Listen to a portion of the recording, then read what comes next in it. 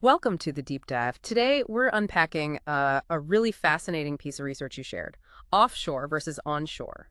The underestimated impact of onshore wind and solar photovoltaics for the energy transition of the British Isles. That's right. It gets straight to a pretty fundamental question for the UK and Ireland's energy future. Exactly. So, the core question this deep dive is tackling, based on this paper, is essentially what's the most cost effective, the most sustainable way for the UK and Ireland to hit 100% renewable energy by 2050? Precisely. And, some of the conclusions they reach are quite, maybe not what you'd expect based on current policy discussions. Yeah, that's what caught my eye. You sent over this very detailed scientific paper, lots of modeling data. Our job today is really to pull out the key takeaways, give you the big picture without getting lost in, all the technical jargon. In this paper, offshore versus onshore. The underestimated impact of onshore wind and solar photovoltaics for the energy transition of the British Isles definitely has some potentially game-changing ideas packed in there. Like what, for instance? What stood out to you? Well, the big one is probably the argument that onshore wind and solar, they could actually play a much bigger role, be more central than a lot of current strategies seem to assume. Right. Often feels like offshore gets all the attention. It does. And what's really interesting is the study suggests that a fully renewable system, one that really leans into these onshore options, might even be cheaper. Cheaper than the alternatives, like cheaper than relying heavily on nuclear or fossil fuels with carbon capture. That's what the modeling indicates, yeah. Definitely economically competitive, potentially even more advantageous. Okay, well, let's back up a bit. Why is this transition so urgent in the first place? The study sets the scene, doesn't it? It does. It reminds us, of the obvious, the climate emergency. We're seeing more extreme weather events all the time. Plus, there are international commitments like the Paris Agreement, the UN Sustainable Development Goals. The pressure is on. And it paints a picture of where the British Isles were energy-wise around 2020. Yeah, it uses 2020 as a baseline. And figure one in the paper really highlights how much we relied on natural gas and oil back then. And also, quite a bit of our primary energy was imported. So, quite dependent on external sources. Exactly. And there was also a difference in how the UK and Ireland were progressing on emission reductions, right? Yeah, the study notes that the UK had cut emissions quite a bit since 1990, moving away from coal partly. Ireland saw emissions rise for a while before wind power started making a bigger dent. And that kind of sets up this core debate the study dives into. Yeah. The different strategies being pursued. Right. You've got the UK government's focus, which includes nuclear and fossil fuels with carbon capture and storage, CCS. Versus Ireland, which has been more focused on really scaling up wind power. And this study isn't afraid to point out some potential downsides to that fossil nuclear route the UK is considering. No, it definitely raises questions. Things like the actual emissions from blue hydrogen, hydrogen made from gas, even with carbon capture, and then the standard issues with nuclear. Waste disposal, accident risks, and those massive delays and cost overruns we've seen, like with Hinkley Point C. Yeah, those are persistent challenges. So the study contrasts that with the potential we have right here in the British Isles for renewables, Yeah. particularly wind, both onshore and offshore, and solar. We know the UK is a leader in offshore wind already. Absolutely. But the point this paper makes, offshore versus onshore, the underestimated impact of onshore wind and solar photovoltaics for the energy transition of the British Isles. Because maybe we haven't fully grasped what onshore winds and solar could contribute if we plan for them properly, in a whole system cost-optimized way. Looking at everything together, power, heat, transport, industry. Exactly. That's the kind of comprehensive analysis they aim for, filling what they saw as a research gap. Okay, so how did they actually do that? What was the methodology? Sounds complex. They used a pretty powerful tool called the LUT Energy System Transition Model, LUTESTM for short. Okay. Think of it like a very sophisticated simulation. What? It maps out how the whole energy system could change over time, always trying to find the least cost way to meet all our energy needs. Least cost, okay? And it looks ahead quite far. Yeah, it steps through time in 5-year increments, from 2020 all the way to 2050. And it does this with hourly detail, which is crucial for renewables. Hourly. Wow. Yeah, and it covers everything: power, heating, transport, even industrial energy use. And it breaks the British Isles down into 10 distinct regions, so it has geographical detail too.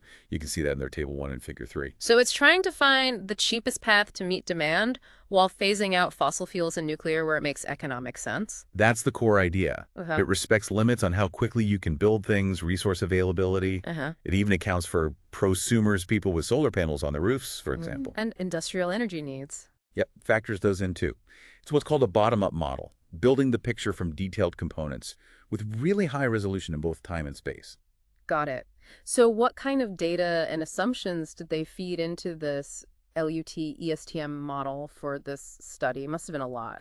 Oh, a huge amount. First, they treated the British Isles as basically one interconnected electricity market, just split into those 10 zones. Okay. Then the data.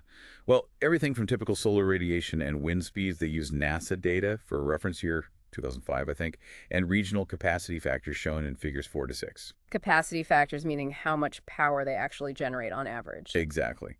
Plus, historical installation data, potential for biogas from waste, geothermal heat, hour-by-hour electricity, and heat demand patterns, like Figure 7 shows. Okay. Transport energy demand projections, Figure 8 covers that. Efficiency of different technologies, costs both building them and running them, how long equipment lasts, and importantly, upper limits on resources. Like how much land is available for onshore wind and solar. Precisely. They factor in land use constraints in their main scenario, though they also look at what happens if those constraints are relaxed. And offshore wind potential. They acknowledge that's very high for both the UK and Ireland.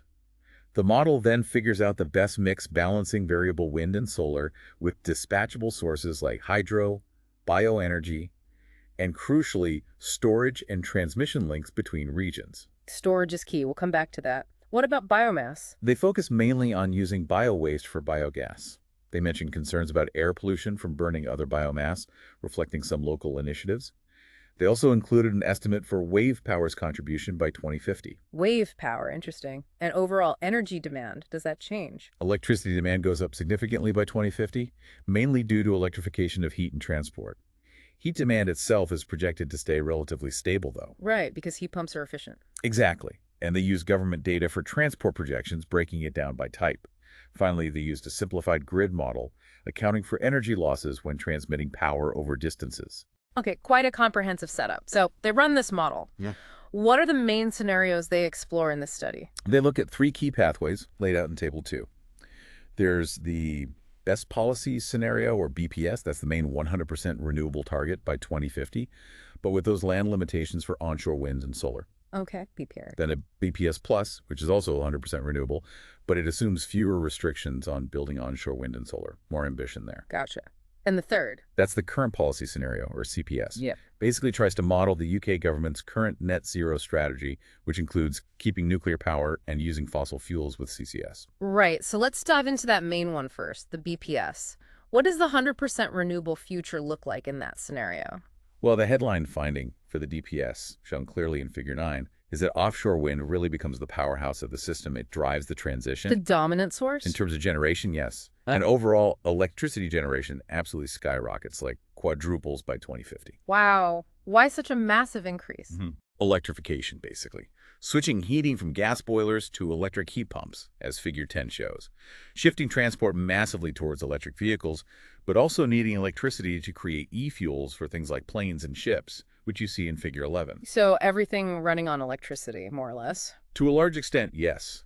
For heating, it's mainly heat pumps for lower temperatures, and then electricity-based fuels or direct electric heat for higher industrial needs. And transport. Even with more efficient EVs, the demand goes up. The electricity demand in transport goes way up, yes. But, interestingly, Figure 11 shows the total final energy used in transport actually decreases overall because EVs are so much more efficient than internal combustion engines. Ah, okay, that makes sense. More bang for your buck, energy-wise. Exactly. But even with all that offshore wind-leading generation, about 38% by 2050 in the BPS, you still have significant solar PV installed capacity. It just doesn't generate quite as much energy overall because it operates for fewer full load hours. Right, sun doesn't shine at night. Which brings us back to balancing the system. If wind and solar aren't always on, how does the BPS keep the lights on 247? Storage, storage, storage. It becomes absolutely vital. Figures 12 to 14 really break this down. Electricity storage is the biggest chunk, then gas storage, then heat storage. What kind of electricity storage? All sorts. Batteries are huge, from home batteries, maybe linked with solar, up to massive grid-scale installations. Also things like vehicle-to-grid using EV batteries and pumped hydro storage. These handle the short-term fluctuations day to day, even hour to hour. And Figure 12 shows how solar and batteries work together. Yeah, you see solar generation peaking during the day and batteries charging, then discharging later. Wind and batteries have a slightly different pattern, more crucial in winter often. And gas storage, is that natural gas? No, this is green gas storage. So Okay. storing hydrogen produced from renewable electricity or methane synthesized from that hydrogen e-methane. These provide medium-term and seasonal balancing, covering longer periods when wind or sun might be low. So a multi-layered storage approach. Absolutely essential for making 100% renewables work reliably, keeping supply and demand matched every single hour. And does the study show specific regions becoming energy powerhouses in this BPS future? It does. Figure 15 suggests Scotland, Ireland, and southern England emerge as key supply hubs with a strong mix of generation. And others. Wales, other parts of England, Northern Ireland, they become really important centers for offshore wind development.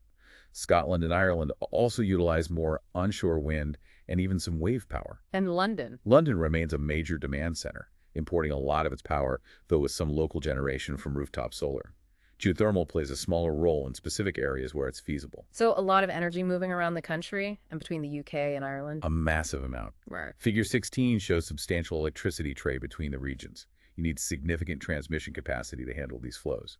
But this interconnectedness, combined with storage and flexibility, actually keeps energy curtailment, wasted renewable energy relatively low. That's good. And where is the storage located? Figure 17. Yeah, Figure 17 shows batteries, especially prosumer batteries, tend to be located in more populated areas, close to demand. While the larger hydrogen and methane storage facilities are sited in less populated regions, perhaps using geological formations. Okay, can you paint a picture of the overall energy flow in 2050 for the BPS? Figure 18 sounds important. It is. It gives a great overview. Essentially, renewables, wind, solar, hydro, bioenergy, plus heat from the environment via heat pumps become the sole primary energy sources, apart from a small amount of imported sustainable LNG. And it all flows through. What? It flows through various conversion technologies and storage systems. Electricity is central, obviously. Power-to-X technologies, which convert electricity into things like hydrogen or heat, are crucial links between sectors. Green hydrogen becomes a really key intermediate fuel carrier. And Figure 19 shows the actual electricity trading routes. Yes, it visualizes the main power flows between the 10 regions. You see big flows, for instance, from Wales into southern England and London, and from Scotland down into northern England. It highlights that interdependence. Fascinating stuff. But what about the cost? Is this BPS scenario affordable? Figure 20. Figure 20 tackles the economics. It shows the levelized cost of electricity, the LCOE, actually drops substantially between 2020 and 2050. So electricity gets cheaper. The cost of generating it does, yes, mostly driven down by falling renewable technology costs. The overall annual cost of the entire energy system, however, stays relatively stable throughout the transition period. Capital investment is the biggest part of that cost. Stable costs, falling LCOE and emissions. Figure 21. Figure 21 shows CO2 emissions going down across all sectors, hitting zero by 2050 in the BPS. The power and heat sectors decarbonize relatively early, while transport and some tricky industrial heat take a bit longer, relying on those e-fuels eventually. Okay, so BPS looks technically feasible, zero emission, and economically sound according to this model. How does it stack up against the other two scenarios, BPS Plus and the current policy scenario, CPS? This is where it gets really telling. First, look at primary energy demand in Figure 22. The CPS, the one with nuclear and fossil CCS, actually uses the most primary energy overall. More than the 100% renewable ones. Why? Largely due to the inherent inefficiencies in thermal power generation, like nuclear and fossil fuels, compared to direct use of renewables or highly efficient electric technologies. Interesting. And the electricity generation mix, Figure 23. Figure 23 shows the differences clearly. Offshore wind is big in all of them. But BPS Plus, with fewer restrictions, sees a much larger share for solar PV compared to BPS. Because it's allowed to build more onshore. Exactly. And the CPS, naturally, has a big slice of nuclear power, reflecting current UK plans. Also, CPS generates less electricity overall than BPS or BPS Plus because it assumes less electrification of heat and transport. Right, and emissions and cost comparison. Figures 24 and 25. Figure 24 shows cumulative CO2 emissions are highest in the CPS scenario. No surprise there. But Figure 25 is maybe the most striking. Costs. Yeah. BPS plus, the scenario maximizing onshore wind and solar, comes out with the lowest levelized cost of electricity, A&D, the lowest total annual system cost by 2050. Lower than BPS and significantly lower than CPS. Significantly lower. CPS is the most expensive scenario modeled. Wow. So pushing harder on onshore wind and solar is actually the cheapest route, according to this study. That's the strong implication. Yeah. It suggests that leaning into those clean, increasingly cheap onshore renewables could save considerable amounts of money compared to heavily relying only on offshore wind with land limits or pursuing the fossil nuclear CCS path. Okay, so pulling all these findings together from this deep dive into offshore versus onshore, the underestimated impact of onshore wind and solar photovoltaics for the energy transition of the British Isles, what are the really crucial takeaways? Well, first, electrification is key. Switching heat transport industry to run on clean electricity leads to huge efficiency gains and cuts overall energy demand. That's fundamental. Makes sense. Second, you need a diverse mix of renewables. It's not just one technology. And you absolutely need that flexibility from storage, smart demand management, linking up regions and connecting different energy sectors, power, heat, transport, that whole integrated system approach. And the economics seem to strongly favor the renewable path. Yes, the study makes a powerful economic case. The 100% renewable scenarios, particularly BPS+, appear not just viable, but potentially cheaper than the government's current strategy modeled in CPS. So faster progress is possible in the power sector, but heat and transport need those e-fuels developed. That seems to be the timeline, yes. Power sector decarbonizes quickest. Yeah. E-fuels are critical for those harder to abate sectors later on. And again, that finding about onshore wind and solar, allowing more of that, as in BPS+, really brings down the system costs compared to relying more heavily on offshore alone like in BPS. Although BPS did have lower import dependency, you mentioned. Yes, that's a slight difference. BPS Plus, with more solar perhaps, might have slightly different trade dynamics, but both are overwhelmingly based on domestic resources. The study also flags wave power as potentially important long-term, especially where land is tight. And what about those wider societal points? District heating, prosumers, energy security. Right. The study didn't assume a massive expansion of district heating, though it notes potential benefits. It found current demand patterns could work without drastic changes due to system flexibility. A huge plus is energy security. 100% domestic renewables means far less reliance on volatile global fossil fuel markets. Jock too. Potential for significant job creation in the green economy, yes. And it contrasts this sharply with the fossil nuclear approach, warning about potential lock-in to expensive, higher-emission technologies, noting Ireland's different stance on nuclear. Of course, no study is perfect. What limitations did the authors themselves highlight for offshore versus onshore? The underestimated impact of onshore wind and solar photovoltaics for the energy transition of the British Isles. They're upfront about them. The findings depend on cost and demand projections, which always have uncertainty, especially looking out to 2050. Social factors beyond basic land use constraints aren't deeply modeled, things like detailed public acceptance issues. Material supply chain. Not deeply analyzed, yeah. The availability and cost of critical materials for renewables could be a factor. And the model itself has simplifications. Hourly averages aren't instantaneous. The grid model is simplified, doesn't look at detailed local distribution networks or year-to-year wind variations. Areas for more research, definitely. Okay, so wrapping this up for our listeners, the main message from this deep dive into offshore versus onshore. The underestimated impact of onshore wind and solar photovoltaics for the energy transition of the British Isles seems pretty clear. I think so. The core takeaway is that there's a really compelling case here for giving onshore wind and solar PV a much more central role, alongside offshore wind, in getting the UK and Ireland to 100% renewable energy. And crucially, this study suggests that pathway could be not only cleaner, but actually cheaper than the current government strategy leaning on nuclear and CCS. Exactly. It points towards potentially lower, more stable energy costs in the long run and breaking free from that dependence on volatile fossil fuel markets. But it also highlights the importance of public acceptance and land use, especially when comparing BPS and BPS+. Absolutely. You can't just look at the technical potential or the economics in isolation. Yeah. How we manage the deployment of onshore renewables, considering local communities and land use, is critical to unlocking that potential effectively and fairly. So a final thought perhaps for you, our listener, to mull over, based on offshore versus onshore, the underestimated impact of onshore wind and solar photovoltaics for the energy transition of the British Isles.